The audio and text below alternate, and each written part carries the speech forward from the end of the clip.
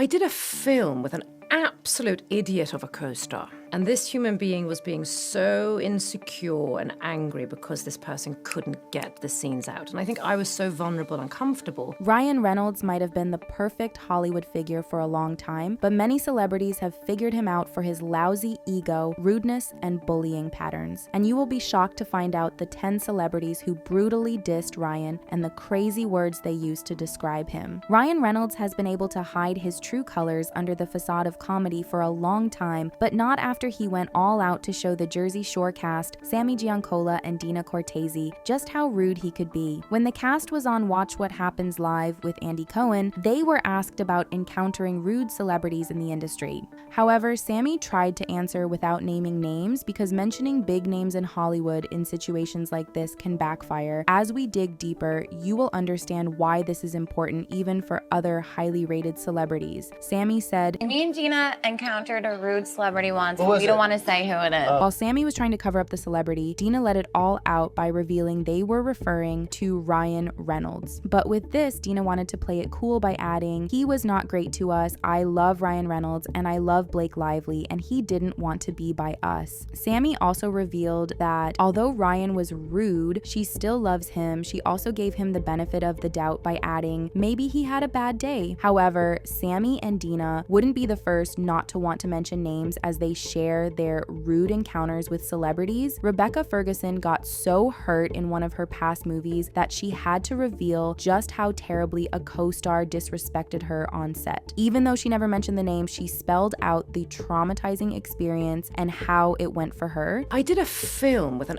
absolute idiot of a co-star. And this human being was being so insecure and angry because this person couldn't get the scenes out. And I think I was so vulnerable and comfortable that I got screamed at. But because this person was number one on a call sheet, there was no safety net for me. So no one had my back. Although Rebecca was so scared of this person, no one supported her because the co-star was an influential Hollywood figure and very important on set. But she stood her ground to say, and I remember the next day I walked on and I said, "You get off my set." This is the first time I've ever spoken. I remember being so scared. Yes. And I looked at this person and I said, "You can F off. I'm going to work towards a tennis ball. I never want to see you again." But of course, it wasn't such an easy call because the producers couldn't let the co-star go due to them being the number one on set, and Rebecca had to go through an alternative route to stand up for herself. And I said, "But the person can turn around and I can act to the back head." Since Rebecca made this statement dissing an unknown but popular figure, people have been interested in figuring out who she was referring to. And in a scenario where it would have made sense to act to the back of the person's head, it had to have been a CGI movie where they could work around the editing. However, one of her past movie projects, Life, fits this narrative even more, and she was in the film with Ryan Reynolds and Jake Gyllenhaal. People have continued to speculate on how the person Rebecca was referring to is Jack or other co-stars she had worked with until recently when they discovered it could have been Ryan, with many unpleasant things now coming up about him regarding Blake and Justin's lawsuits. Rebecca tried to play things cool during the promotion of Life as she opted to promote alone without her two leading co-stars, and it was apparent the incident happened on that set, with many fingers now pointing at Ryan. After all, it wouldn't be the first time someone has been careful about mentioning his name in a case like this. And do you know what is more scary about this story? Even though Rebecca never named anyone, her colleagues started calling her to warn her, saying, "You understand what you've done, right?" Rebecca had to stand her ground and say that if someone is a good person, they don't have to worry about anything. And Ryan is believed to have been pretending to be a good person before the truth started spilling out, which is why you will find it even more shocking to discover Rebecca is probably not the only one who had a feud with Ryan from that set, as Jake has also come out to deny him even though they were once friends. We know you have an ongoing feud with Ryan. Who? You know that guy. What's it gonna take for him to actually be BFFs with you? Well, I mean, in truth, there was a time in which we were.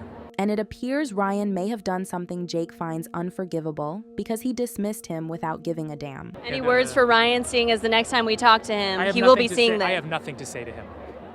That facial expression at the end already says everything about how Jake feels about Ryan. Speaking about co-stars, Morena Baccarin also had some not so pleasant experiences with Ryan Reynolds, which explained her reduced role in Deadpool despite starting very strongly in the franchise. From playing one of the essential characters in the first Deadpool to becoming absent and taking a minor position, it's being revealed that none of this is a coincidence, as Morena was intentionally left out of all press and events concerning Deadpool and Wolverine because she had a disagreement with Ryan on set. In the red carpet photos at the premiere, Morena was pictured all by herself, which is said to be based on Ryan's demands, and it's a fascinating parallel to what happened between Blake and Justin in It Ends With Us. What happened between Morena and Ryan on the set of Deadpool was such a powerful move that Morena wasn't even pictured with any of the other co-stars in the film, even though they were all happily surrounding Ryan at the premiere. The agreement might have been about redefining her roles or the jokes in the movie, and Ryan's ego couldn't take it, but whatever may have gone down, Ryan showed his power and sidelined the actress who stood her ground but had nobody to back her against him. And you know who else called out Ryan for the insecurities that he hides underneath jokes? Another of his co-stars, TJ Miller. TJ, who plays Weasel in Deadpool, revealed he left the film because of Ryan and wouldn't have returned to Deadpool 3 even if they offered him twice the amount he was paid for the previous gig. Also, TJ revealed that he would never work with him again because he never recovered from how terrible Ryan treated him on that set. Really weird moment on Deadpool where he said, let's do one more take. And everyone was like, okay. And I was like, yeah, I'm fine. And then as the character, he was like horrifically mean to me, but to me. Cathartic. As if I'm Weasel. Even though they are both into comedy, TJ is very convinced that Ryan wasn't joking but was downgrading him to hurt him without any remorse when he said, So he was like, what's great about you, Weasel? You're not the star, but you just, you do just enough exposition that it's funny, and then we can leave and get back to the real movie. So he's riffing. TJ also couldn't think of any reason why Ryan would be rude to him or embarrass him just for playing a minor character by saying he's not the star. He believes it's firmly due to Ryan's insecurities. It wasn't for any other reason but to remind TJ he's not as successful as he is. And this wouldn't be the first time a celebrity would call Ryan insecure, because even his ex-partners did, and it's unbelievable how Ryan scarred his ex-wife over this, as we get to it soon. When TJ mentioned he would never work with Ryan again, he shared this conviction with the former director of Deadpool, Tim Miller, who left his job because of Ryan Reynolds. Tim revealed that Ryan's possessiveness of the Deadpool films drove him from the franchise. Tim said it became clear that Ryan wanted to be in control of the franchise. You can successfully work that way as a director, but I can't. I don't mind having a debate, but if I can't win, I don't want to play. And I don't think you can negotiate every creative decision. There's too much to make. Ryan being the face of the franchise was an advantage. He had to boot Tim out of the production to get his way when Tim wouldn't compromise. When Ryan isn't taking control of film projects or being insecure over his colleagues to the point of being rude to them and icing them out, he does that in his romantic relationships. It was a pretty awful scene with Scarlett Johansson, whom he married from 2008 to 2011. Ryan met and started dating Scarlett in 2007. They dated for about a year before Ryan proposed, and they got married in 2008. It's believed that their marriage started hitting a rock when Scarlett was getting big acting contracts in projects like Iron Man 2 and The Avengers between 2009 and 2011 before they were released. This detail is significant for what Scarlett exposed as soon as they divorced. Ever since their marriage ended, Scarlett has been hinting at many things that went wrong in their union, and the keywords are always jealousy and insecurity. She said, "I don't like jealous behavior. I don't mind an occasional check-in, but when somebody is passive-aggressively jealous, it's unattractive. because it shows a sort of insecurity. Oh, controlling behavior is awful. Nobody's gonna say they love that. It's no longer news that Ryan loves to be in charge with how he took over Deadpool and made the former director quit, and Scarlett also implied that he was like that in their marriage, which she didn't find cute at all. With how Scarlett was landing major Marvel Studio roles when Ryan was having little luck at the time, it makes sense why Scarlett became so convinced that one of the reasons their marriage ended was because of her success, saying, "The logistics of being with another actor are challenging. There has to be a real understanding of how you share your time, especially when two people's careers are going at the same rate. Even if one person is more successful than the other, that also proves challenging. There may be a competitive thing."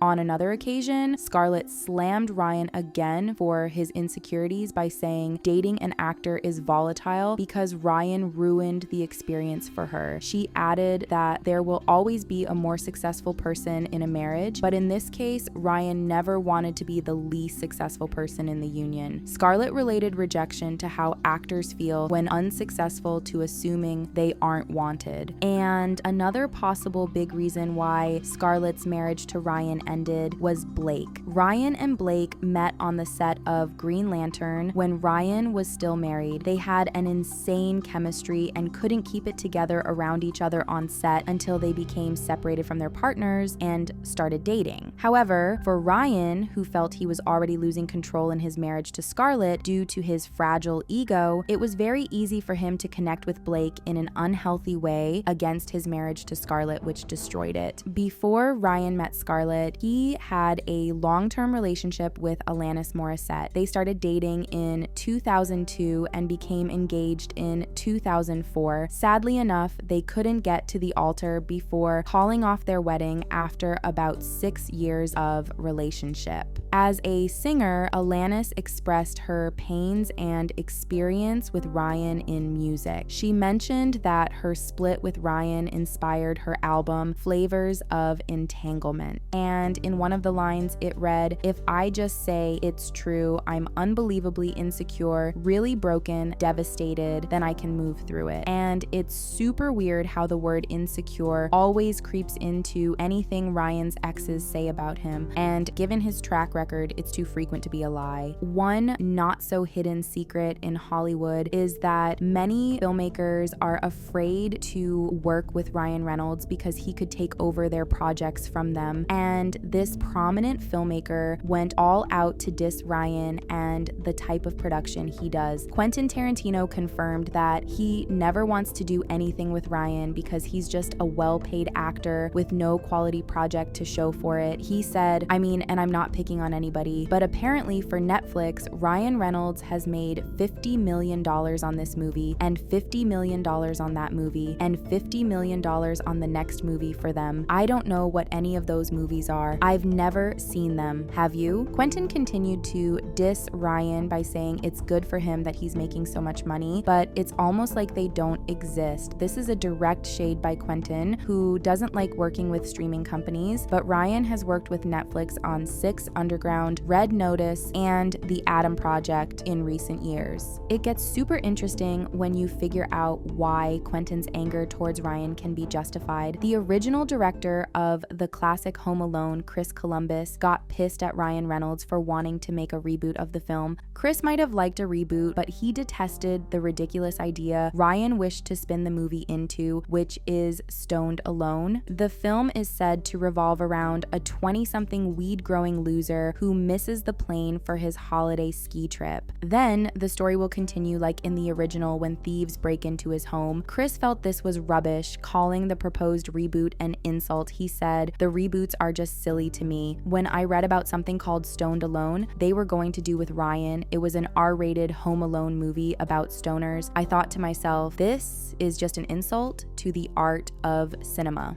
He told Ryan to forget about it and watch the original because it's already disrespected by the reboot's proposed title alone. Like Quentin, who publicly mentioned that Ryan Reynolds movies don't exist because they lack the quality to make an impact, another celebrity indirectly called Ryan's movies trash. Gerard Butler threw shade at Ryan when his movie Gamer was compared to Ryan's Free Guy. Both films have a similar premise because they center around a virtual reality video game. When Gerard was asked about the similarities between these two movies, he said, "I don't know what Free Guy is," but the interviewer told him Free Guy is Ryan's movie, and he replied that he doesn't watch Ryan Reynolds films, which is a massive shade at the actor, just like many other celebrities have done.